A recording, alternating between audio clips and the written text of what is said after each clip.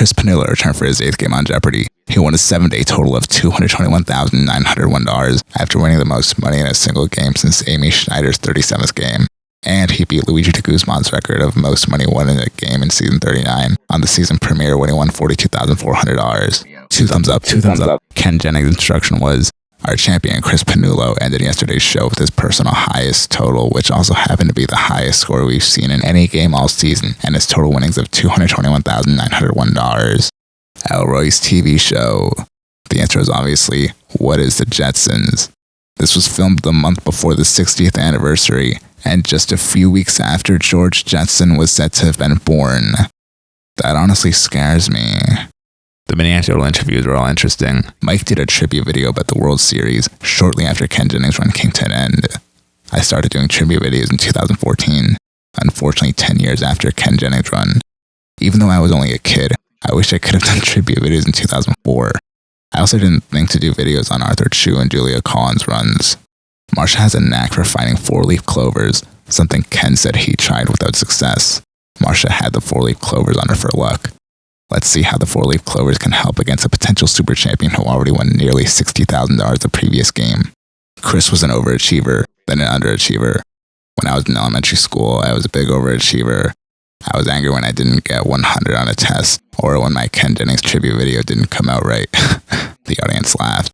But then at some point in middle school, I realized there was a lot less pressure to be an underachiever, and I sort of maintained that attitude throughout my life. And I'm glad being an underachiever here has garnered certain winnings.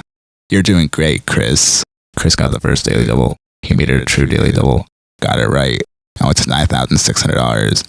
The answer was master bedroom, which I can't think about without hearing the Monster Mash, especially because it's October. In my master bedroom. From my laboratory in the castle east to the master bedroom where the vampires feast. Stephen Hawking's that also just turned 60 this year. Stephen Hawking's A Brief History of Time was subtitled From This Alliterative Event to Black Holes. The answer was Big Bang Theory. Once again, I wish Maya was hosting when this question came up. A literary example of this 3-sided romantic poem, Mr. Darcy, Elizabeth Bennet, George Wickham. The answer was what is a love triangle, and I'm glad no one answered what is a threesome. In June 1979, his second trip abroad in his new job was to his homeland and encouraged many Poles to defy the communist regime. The answer was Pope John Paul II, the Pope who died when Tory visited Rome in 2005.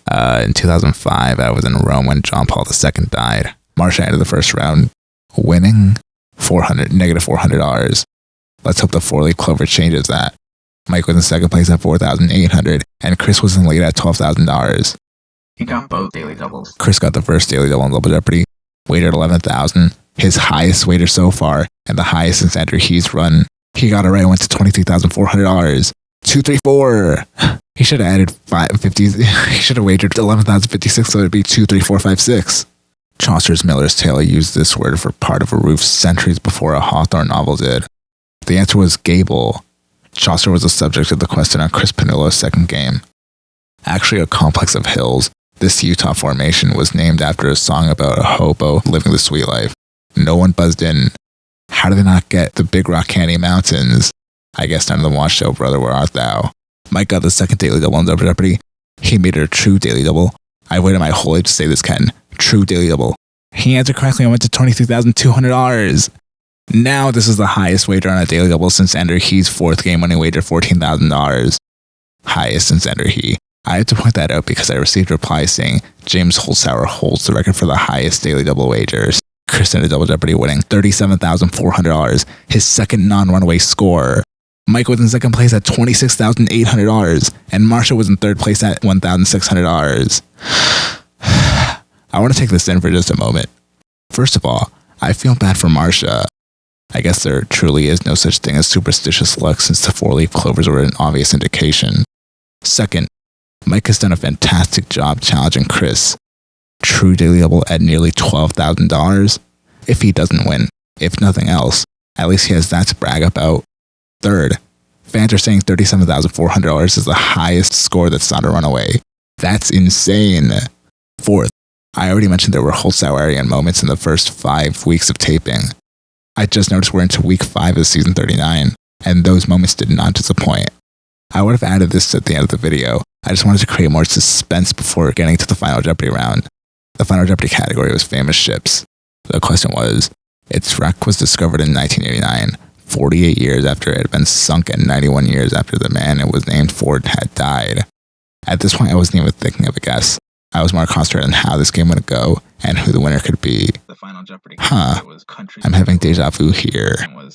I said the exact same thing exactly 1 year ago, the game Adamodio lost. Later divided into 4 sectors. By this point, I wasn't even thinking of a guess. I was more concentrated on how this game would go and who the winner could be.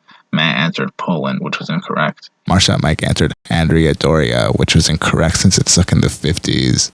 Mike risked $12,800, taking him down to $8,600. You played a great game and it was exciting to see. The answer was Bismarck.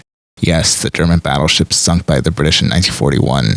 Cris wagered $16,201, taking his score to $53,601, his second time, and his second game in a row, winning over $50,000.